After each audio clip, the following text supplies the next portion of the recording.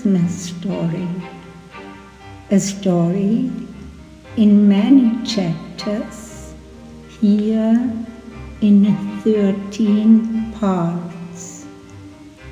Mom, family, what's that? Asked the 5-year-old Elisa. She lives in the 50s with her mom in a tiny apartment. It is Advent, and she asks, Mommy, family, what's that? On this long journey, Elisa experiences many adventures, stories, and has deep insights. Mosaic for mosaic, she assembles the image of her family until she finds it in her soul. Mommy, family, what's that? The not belongings, the excluded members of the family.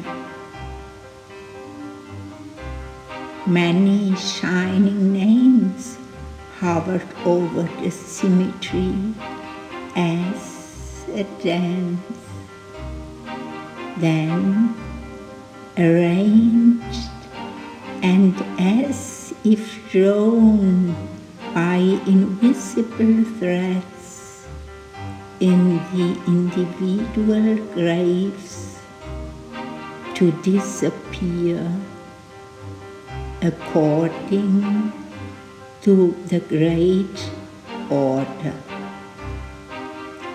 Every child and every person now had the appropriate place with their relatives, with their loved ones. Elisa watched in confusion and delighted as this spectacle, and went as if magnetically attracted to the grave of her grandparents. There she saw 8 other names on the tombstone, although she couldn't read. A great cheerfulness ran through her little body.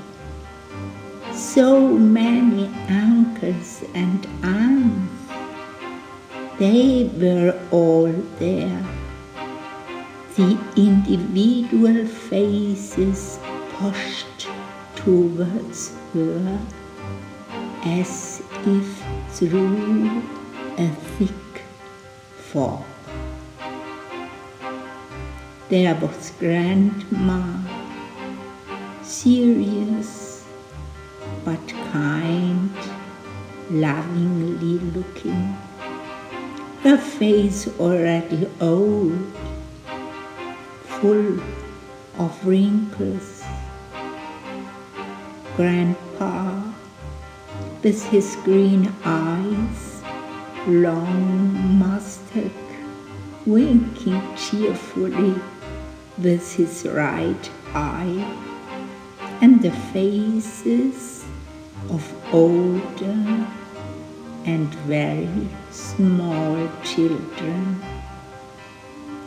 Some were tiny babies, Some could crawl, walk, and one, a little boy, was almost her age. She stopped for the holy water kettle, which, however, was frozen. It was deep winter. As if to greet them, she held out her hands to all of them. First, there was Grandma, who took her in her arms for a long time. Then Grandpa, who stroked her hair gently, and then the many uncle and aunt children who laughed benevolently and happily at her.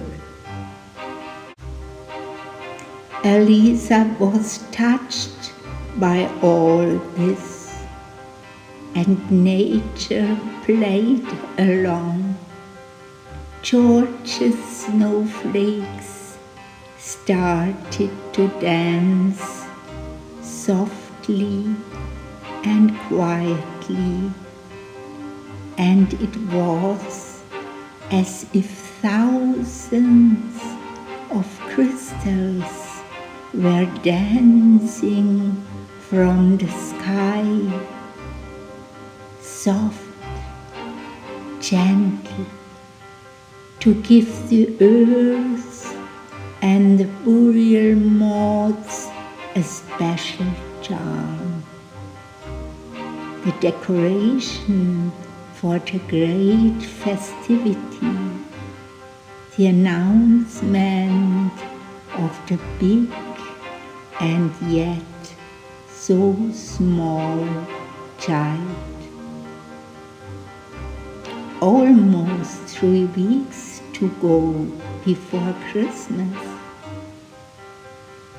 Then Elisa's eye looked again for the grave, on which a long line of uncles and aunts had now formed, in which the little deceased were arranged in their right place. On the far left, beginning from Aunt Verena, the firstborn, to her mother in 16th place, and Uncle Theo, the last and youngest. They all looked at their parents, Elisa's grandparents, to Grandma and Grandpa, quietly, wisely smiling at this large group of children facing them. A big movement went through them all. The snowflakes were falling more and more, swirling from the sky. The moon had almost reached its full, round shape and cast its bright light over the small Gothic church, directly into the grave that lay next to it.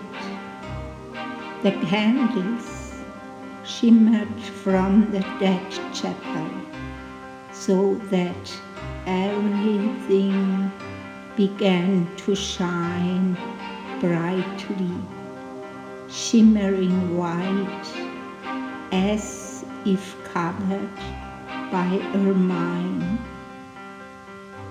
Elisa saw them flow, the invisible and yet visible threads, this light that united all of them into one great acting together that people called love and fate. Soft, powerful warmth flooded her stomach, her heart, her whole little body. She satiated and satisfied her. She felt the earth under her feet, strong as she was carrying her, and she would have loved to hug the whole world and to fly. When Elisa closes the iron gate of the cemetery behind her and trudges down the mountain through the snow, cozy, safe, proud to be at home in this village with the many relatives of Mom. She lolls in her sleep. Was that family? Was that Christmas?